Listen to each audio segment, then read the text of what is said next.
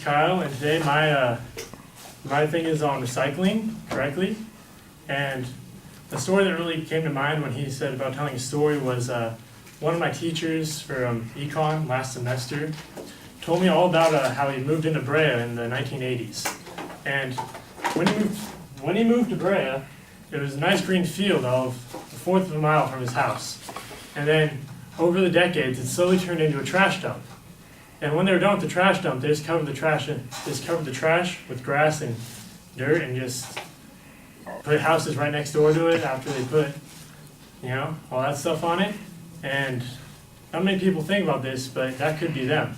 You could move into some nice area and then, because eventually all the trash dumps are going to fill up. And then they'll have to make new ones. And no one ever thinks they'll live next to a trash dump until they actually do. And now every time that the wind blows from that direction, all you can smell is the trash. All right, and according to the EPA, America in itself produces 250 million tons of trash per year. Each day, every person here makes 4 pounds of trash on average. And by the year 2060, that is supposed to be 1 billion tons of trash per year in just the United States alone, unless we change how we recycle. It's a very simple task. And just by making small changes, we can affect our lives in great ways. So firstly, I'm going to show you how to sort this trash that's scattered here. Secondly, I'm going to show you how to recycle your cans and bottles effectively and how you can make some money doing it. Thirdly, I'm going to show you I'm going to explain to you what composting is and show you what sort of things can be composted. And so firstly, I'm going to separate this trash and show you. So unless you already have separate bins for all of this, you're going to need to separate this by hand. I'd suggest getting bins if you're going to do this on a regular basis. So try to get plastics and bottles and stuff all in one area, and then metal cans and those sort of things in one area. And then papers over in another area if you can. And then get the bio waste in a separate area as well. So just separate by what you know is dirt materials.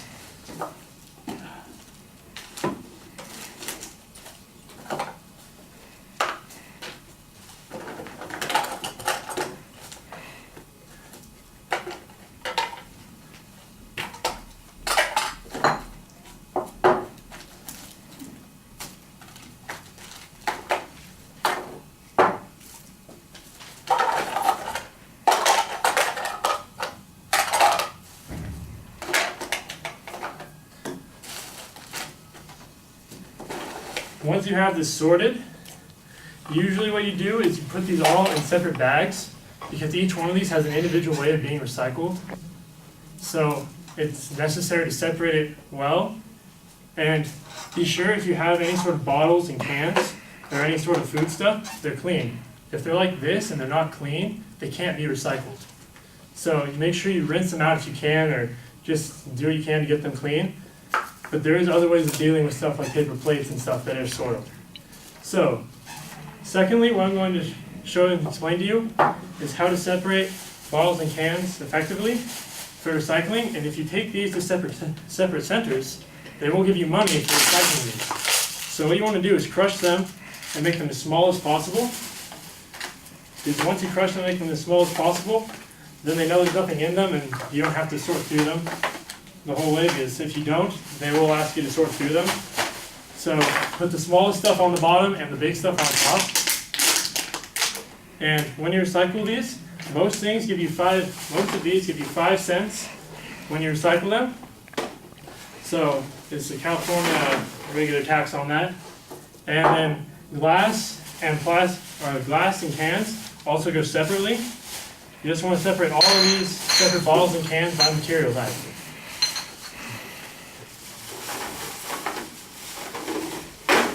Different materials will get you different amounts of money for doing this, so be aware of that.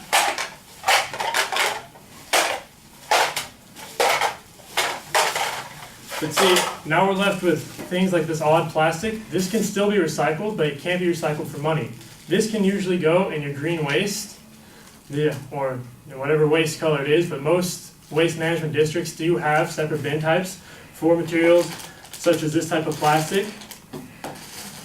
And then paper can be recycled, but if it is soiled, like this paper plate has been used and it has like grease and all sorts of other stuff on it, it cannot be recycled in the normal trash because it cannot be turned back into paper. So, thirdly, what I'm going to show you or explain to you is composting.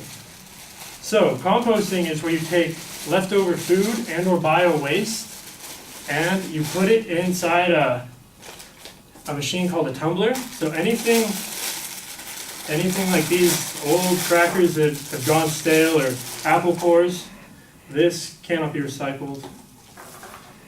And all that stuff can be put in a compost machine. The point of composting is once you compost, it turns into sort of like a manure, right? So you can use it in your gardens and other things along that line. But the compost machine is about this big, so I couldn't bring it.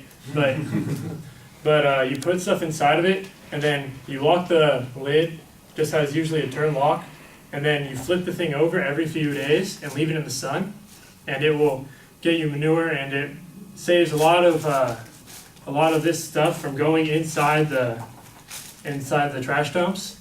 And 25% of the trash that makes it into the trash dumps is bio waste and can be recycled that way. And now electronics that are dead as well need to be recycled separately. These sort of electronics, like batteries, need to be recycled separately because they are hazardous. Many of them have lead-based acids and other such materials in them. So they often have drives to recycle these.